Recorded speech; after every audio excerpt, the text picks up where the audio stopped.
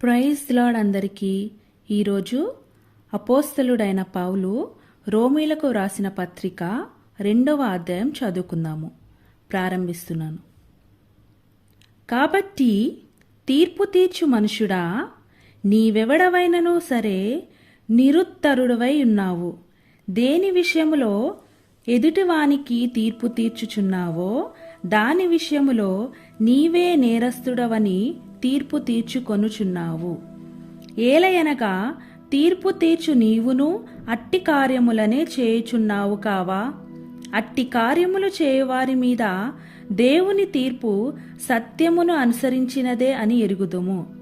అట్టి కార్యములు చేయువారికి తీర్పు తీర్చుచు వాటినే చేయుచున్న మనుష్యుడా, నీవు దేవుని తీర్పు తప్పించుకొందువని అనుకొందువా?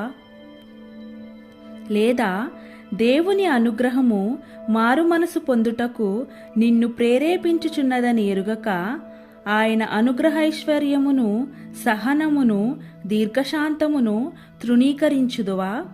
నీ కాఠిన్యమును మార్పు పొందని నీ హృదయమును అనుసరించి ఉగ్రత దినమందు అనగా దేవుని న్యాయమైన తీర్పు బయలుపరచబడు దినమందు నీకు నీవే ఉగ్రతను సమకూర్చుకొనుచున్నావు. ఆయన ప్రతివానికి వాని వాని క్రియల చొప్పున ప్రతిఫలమిచ్చును. సత్క్రియను ఓపికగా చేయుచు మహిమను ఘనతను అక్షయతను వెదుకువారికి నిత్య జీవమునిచ్చును. అయితే భేదములు పుట్టించి సత్యమునకు లోబడక దుర్నీతికి లోబడు వారి మీదికి దేవుని ఉగ్రతయు రౌద్రమును వచ్చును. దుష్కార్యము చేయు ప్రతి మనుష్యుని ఆత్మకు మొదట యూదునికి గ్రీసు దేశస్థునికి కూడా శ్రమయు వేదనయు కలుగును.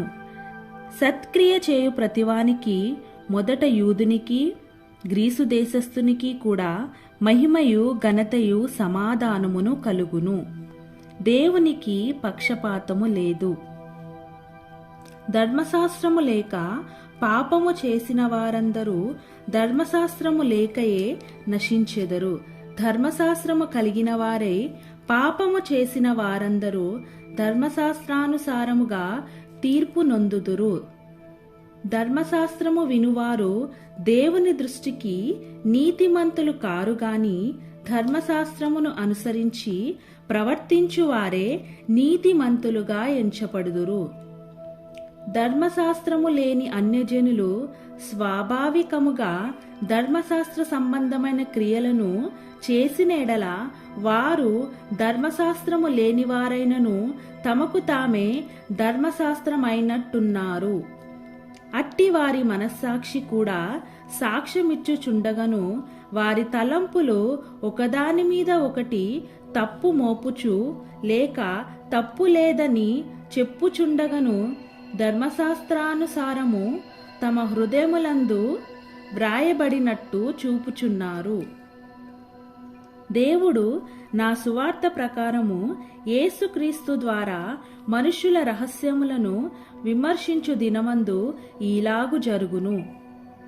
నీవు యూదుడవని పేరు పెట్టుకొని ధర్మశాస్త్రమును ఆశ్రయించి దేవుని యందు అతిశయించుచున్నావు కావా?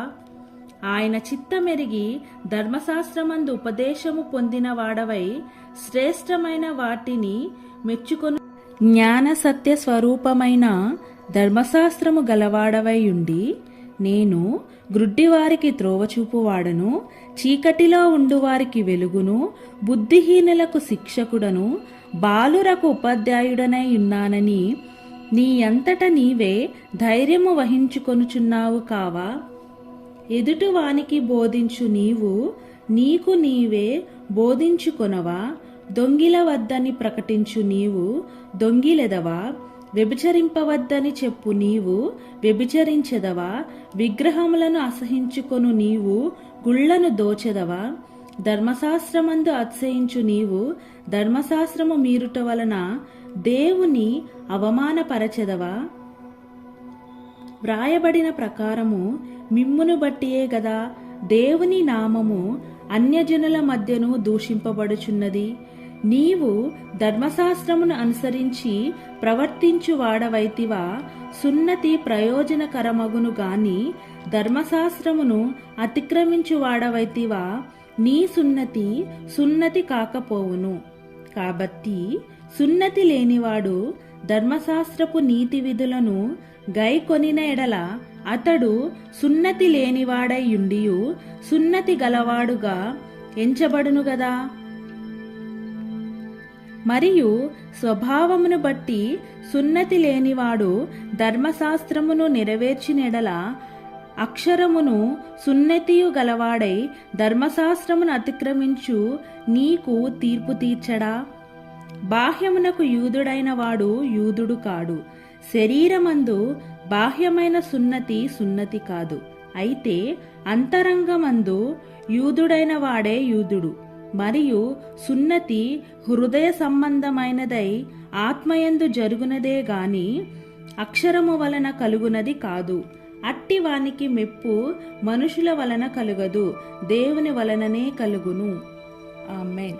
ప్రభువైన యేసుక్రీస్తు వారు ఈ వాక్యమును దీవించునుగాక. ఆమేన్. Praise the lord.